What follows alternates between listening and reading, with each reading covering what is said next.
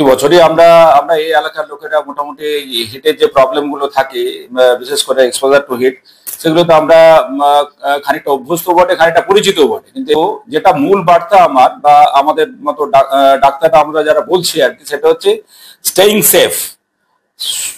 Staying safe, সাবধানে থাকতে হবে। কিভাবে সাবধানে থাকবেন না, কতগুলো তার পয়েন্ট আছে। তো ফার্স্ট পয়েন্ট যেটা হচ্ছে যে এই রকম যদি হিট তাপপ্রবাহ হয়, তাহলে আমাদেরকে অ্যাডিকুয়েট হাইড্রেশনটা খুব দরকার। হাইড্রেশন মানে আমাদের প্রচুর পরিমাণে জল খেতে হবে, আমাদের লেবুর শরবত খেতে হবে বা অন্যান্য ছাতুর শরবত খেতে হবে, যেগুলো আমাদের হোমমেড ড্রিঙ্কস যাকে বলি আমরা, সেগুলো কিন্তু খুব উপকারী। কিন্তু কখনোই আমরা কার্বনেটেড ড্রিঙ্কস যাকে বলে আর কি, যেগুলো আমরা কোল্ড ড্রিঙ্কস বলি, থামস আপ এটসেট্রা এটসেট্রা, যেগুলো আছে, নাম করে বলছি না, আরো যে সমস্ত আছে আর কি, বা অন্যান্য যে সমস্ত কোম্পানির কোল্ড ড্রিঙ্কস আছে, সেগুলোকে আমি অ্যাভয়েড করতেই বলবো। এবং সেই সঙ্গে বলবো যে আমরা যেন এই সময়টা, বিশেষ করে এই যে অত্যধিক যখন এই হিটওয়েভটা হবে বা গরমটা হবে, তখন আমাদের অ্যালকোহল জাতীয় জিনিস যেটাতে আছে আর কি, অ্যালকোহল জাতীয় পদার্থ কিন্তু আমাদের একেবারেই অ্যাভয়েড করতে হবে।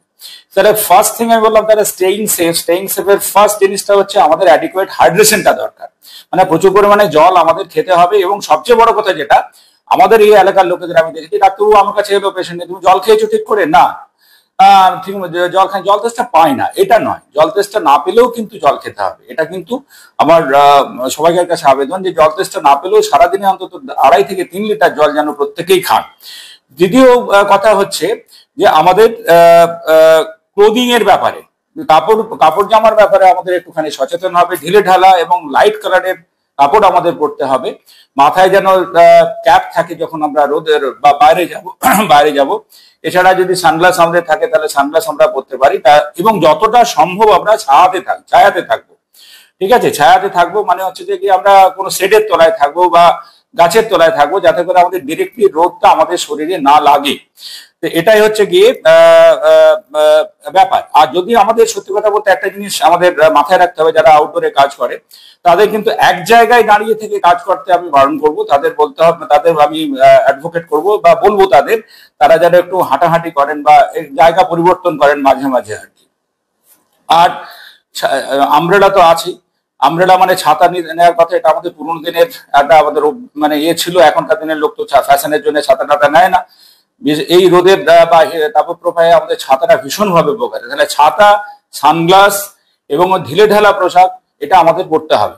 অনেক সময় কি হয়, খুব বেশি গরম হয়ে গেলে আমাদের, যেটা আমরা দেখতাম আমাদের পূর্বপুরুষরা মাথায় গামছা বেঁধে, ভিজে গামছা বেঁধে করে, যেটা খুব কিন্তু উপকারী। এর সঙ্গে আমরা যদি মাস্ক নিই, যে মাস্কটা একটা হচ্ছে যে গিয়ে আমরা কি বলে কাপড়ের মাস্ক, এবং সেটা যদি জলে ভিজিয়ে নিই, সেটাও কিন্তু আমাদের এই তাপপ্রবাহকে প্রতিরোধ করতে, অ্যাকচুয়ালি তাপপ্রবাহ থেকে যে রোগগুলো হয় সেগুলোকে প্রতিরোধ করতে আমাদের সক্ষম হবে। তাহলে আমি যেটা বললাম, প্রথমে হচ্ছে হাইড্রেশন, তারপরে হচ্ছে যে গিয়ে পোশাক, তারপরে হচ্ছে কি আমরা কিভাবে আমাদের যে জায়গাগুলো সেগুলোকে ঠান্ডা রাখবো। আমরা ঘরের মধ্যে আমাদের ঠান্ডা থাকতে হবে। কিভাবে ঠান্ডা রাখবো না, ঘরকে আমরা এয়ার কন্ডিশন ইউজ করতে পারি, যাদের আছে, সামর্থ্য আছে, বা ঘরটাকে ঠান্ডা রাখা, মাঝে মাঝে জল ছিটিয়ে দেওয়া, মোটা ভারী পর্দা ইউজ করা যাতে আলো না ঢোকে। রাত্রেবেলায় জানলাগুলোকে খুলে রাখা, যত সম্ভব প্রাকৃতিক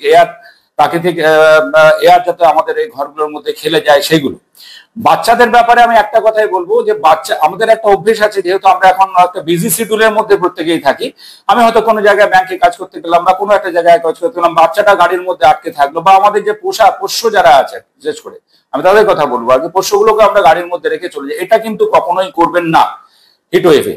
এই হিটওয়েভের সময় এটা কিন্তু কখনোই করবেন না। বাচ্চাদের কখনোই গাড়ির মধ্যে আটকে রেখে আপনারা নিজে কাজ করতে যাবেন না, তাদের সঙ্গে নিয়ে যাবেন এবং তাদের যে সমস্ত কথাগুলো আমরা বললাম সেগুলো করতে হবে। এবং তাদের সঙ্গে সবসময় যেন একটা ওয়াটার বোতল থাকে, আমাদের সঙ্গেও যেন থাকে।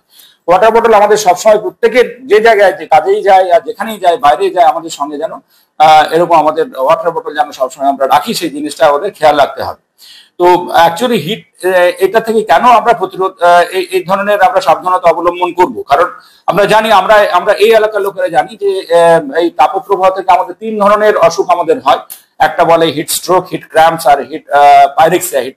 তো এই ধরনের বিভিন্ন ধরনের অসুখ হয়। যখন এগুলো হবে, ক্র্যাম্পস হবে, যখন খুব বেশি এখানে সেখানে ব্যথা হবে, প্রচন্ড পরিমাণ জ্বর চলে গেছে, কোনো কারণ নেই, হঠাৎ করে সারাদিন কাজ করার পরে দেখা গেল রোগীর 106, 105 টেম্পারেচার হয়ে গেছে, বা পেশেন্টের আরো ধরনের যদি কোনো প্রবলেম হয়, বমি টমি করছে, তাহলে সঙ্গে সঙ্গেই কিন্তু আপনারা আমাদের হাসপাতালে নিয়ে আসুন পেশেন্টকে, বা কাছাকাছি যদি কোনো আপনাদের ডাক্তারখানা থাকে বা কোনো হাসপাতাল থাকে সেখানে তাদের সঙ্গে সঙ্গে নিয়ে যান।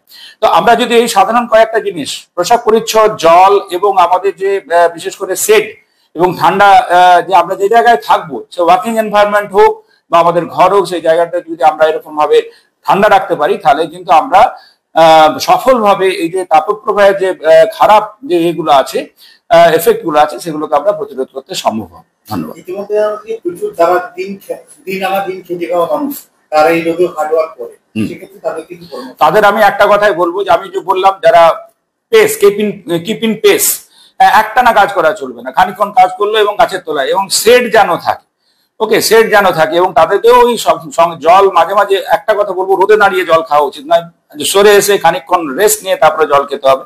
একসঙ্গে অনেকটা জল খেয়ে ফেলাটা আমি অ্যাডভোকেট করবো না, অল্প অল্প করে অনেকবার ধরে জল খেতে হবে, এগুলো তাদের অ্যাডভোকেট করবো। হ্যাঁ, একটা জিনিস অবশ্যই সবাইকার জন্য এটা খুব উপকারী, যে এই যে গরমের সময় আমাদের খাওয়া দাওয়ার ব্যাপারে অত্যন্ত সচেতন হতে হবে। সবসময় আমাদের ফ্রেশ খাবার খেতে হবে, বাসি খাবার একদম খাওয়া চলবে না। এবং আমি বলবো যে হাই প্রোটিন ডায়েট, যেটা বিশেষ করে আমাদের মাছ মাংস বা এই ধরনের যেটা হাই প্রোটিন, মাংসটাই বিশেষ করে আর কি আমাদের এলাকার লোকেদের ভীষণ প্রিয়, এই সময় মাংস গুলো যেন না খায়, এবং সবসময় যেন হালকা পেটে থাকে। মানে একটু আমাদের ছোটবেলায় শুনেছি ঠাকুমারা বলতো যে পেটের 1 কোণ খালি করে খেতে হবে, 1 কোণ নয়, এখন প্রায় 2 কোণ 3 কোণ খালি করে হালকা করে খাবার এবং প্রচুর পরিমাণে জল খেয়ে আমাদের থাকতে হবে।